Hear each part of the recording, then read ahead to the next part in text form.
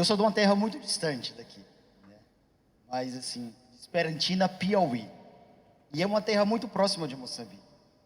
Uma terra com suas cores, com seus sabores, sua gente que sonha, sua gente que procura no dia a dia crescer, no dia a dia estar com o outro. Ela é muito característica. Assim, a característica da minha terra é muito próxima da de vocês. Costumo dizer até que apenas o que me separa lá da minha cidade, Esperantina, Piauí, é um oceano. Agora vai ficar mais curto, são 8 horas de viagem do continente africano para São Paulo, indo agora pela África do Sul. Enfim, estar aqui também é uma oportunidade também de falar o quanto nós podemos acreditar em nossos sonhos e não deixar de desistir. Por mais que alguém diga não, nós temos que dizer sim. Eu digo isso porque antes de vir morar aqui em Moçambique, quando o meu diretor de missão nacionalista lá no Brasil, falou assim: tu é jovem, vai para Moçambique para tu aprender a ser diretor. De repente eu me questionei, mas por que eu tenho que aprender a ser diretor na África e não posso ser aqui nas demais escolas nacionalistas no Brasil? Oxalá, eu falei, bom, eu sou jovem, vou arriscar e cá estou hoje. Há mais de 6 anos. Acredito que eu estou fazendo bem. Costumo sempre dizer o seguinte: se eu estou fazendo bem, eu continuo. Se eu não estou fazendo bem,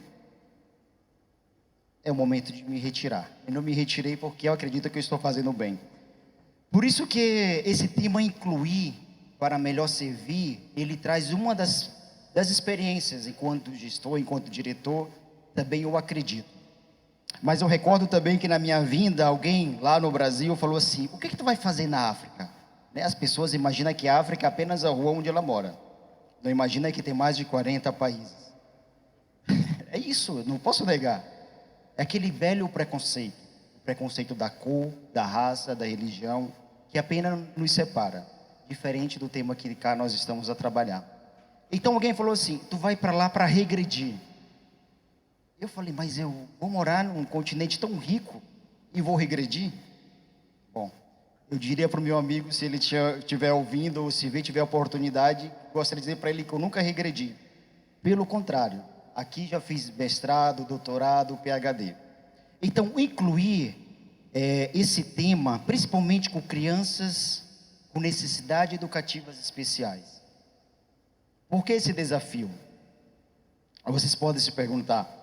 Eu poderia estar falando também, assim como o doutor Ibrahim, sobre a gestão escolar, sobre liderança, sobre diferentes temas, formação de professores, tão necessária e tão oportuna aqui na cidade da Beira. Não posso falar de Moçambique porque eu só conheço Beira. Oxalá, eu só conheço Mangaxinguçura, onde eu vivo. É que eu não posso ter aquele pensamento como hoje meus amigos, meus colegas ocidentais no Brasil pensam: tu vive na África, então conhece tudo. Não. Eu tenho que saber quem é Sena, quem é Dao, quem é Macua, do norte e do sul, com diferentes línguas, características, cores, sabores. Talvez se nós pudéssemos propagar um pouco mais isso, e os jovens que cá estão, nós poderíamos ser mais protagonistas e ter orgulho da sua identidade. Mas voltando ao tema que eu vim falar. Enfim. De repente, eu, enquanto diretor, sentado na minha cadeira lá, assim quando eu cheguei aqui em 2017, eu ouvi de um professor: irmão, nós tínhamos uma criança que é autista e ela teve que sair. Eu falei, mas por que saiu? Porque fazia muito barulho. Ok, tudo bem. Então, uma das primeiras coisas que quando eu cá cheguei foi saber ouvir as pessoas, ouvir a minha comunidade. Então, no final do ano de 2017, que eu cheguei em julho, veio uma família com uma criança autista. Entretanto, eu falei não para a família. Mas por que eu falei não? Parece que vai contra meus valores. Porque não adianta eu, enquanto já formado psicólogo, estar numa escola e minha comunidade não entender. Porque vocês sabem mais do que eu, o preconceito. Não é só aqui, também no Brasil. Uma criança portadora de necessidade especial, seja física, seja uma questão orgânica, quantos preconceitos vivem, até isoladas, vocês sabem muito bem, até acorrentadas. Talvez tenha alguém que conheça um vizinho, ou alguma criança, ou um adulto, com síndrome de Down. Enfim, eu falei não. Eu coloquei um objetivo. eu tenho que, primeiro, sensibilidade, toda a minha comunidade educativa, desde o porteiro, desde a tia que lava a casa de banho, desde a tia lá que vai preparar o alimento, para saber quem é essa criança, por que dela. E no ano seguinte, nós, a partir da sensibilidade também, de alguém que trabalha comigo, o vice-diretor, eu falei, vamos integrar na nossa comunidade uma criança com necessidade especial, hiperativa, TTH, não era nem uma autista. E vocês imaginam, uma criança super hiperativa, ela faz a festa na instituição. Entretanto, alguns professores, nessa primeira experiência, e eu via pelos corredores, é maluco, essa criança não pode estar. Sim, por que não pode estar? Ela não só pode, como ela deve estar no meio. E esse desafio foi principalmente para sensibilizar toda a comunidade educativa. Porque nós precisávamos nos humanizar. Eu não estou falando que ninguém era humano na época, tá? Mas para quê? Saber entender o outro. Para nós quebrarmos as barreiras da discriminação, do preconceito, da falta da empatia com o diferente. Mas será que é diferente? Então, na minha experiência e na minha sensibilidade, para não ferir também a minha comunidade, nós começamos a formar os professores. Depois, não somente os professores, todo o pessoal da limpeza. Não somente o pessoal da limpeza, todo o setor administrativo. Não somente o setor administrativo, os tios das carrinhas. Não somente os tios das carrinhas, os pais. Mas por que os pais? Os pais dos demais alunos, ditos normais.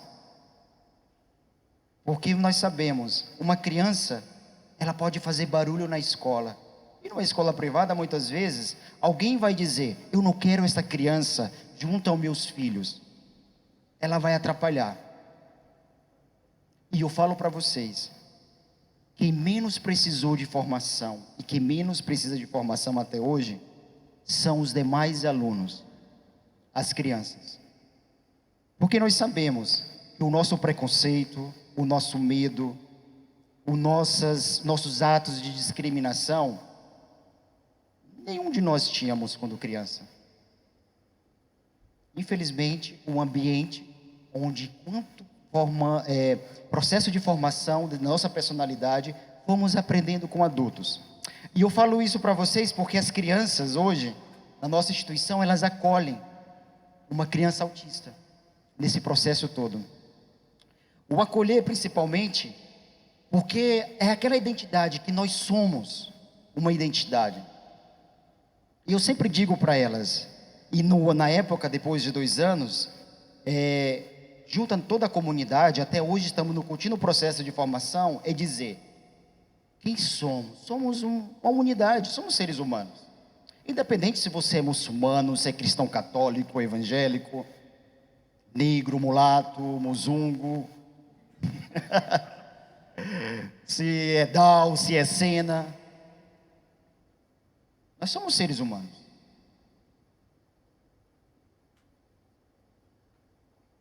E seres humanos em construção. Porque nós temos que saber estar. Seres humanos em formação. Então todo esse processo de inclusão, ele se deu também a partir de parceria, porque você não consegue fazer nada sozinho. Nada. Porque nós precisamos romper barreiras. Precisamos nos unir. Então, a partir da minha experiência também do Brasil, com meus colegas, formamos uma comunidade lá do Brasil, com voluntários.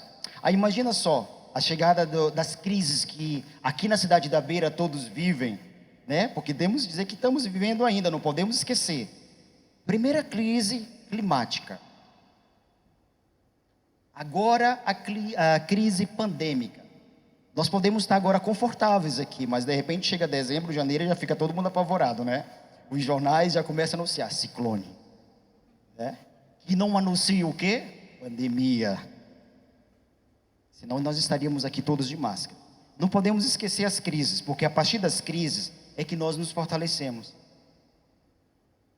E nós não deixamos de acolher as crianças nessas principais crises que passamos nos últimos anos. As crises climáticas e as crises pandêmicas. Continuamos um processo de formação.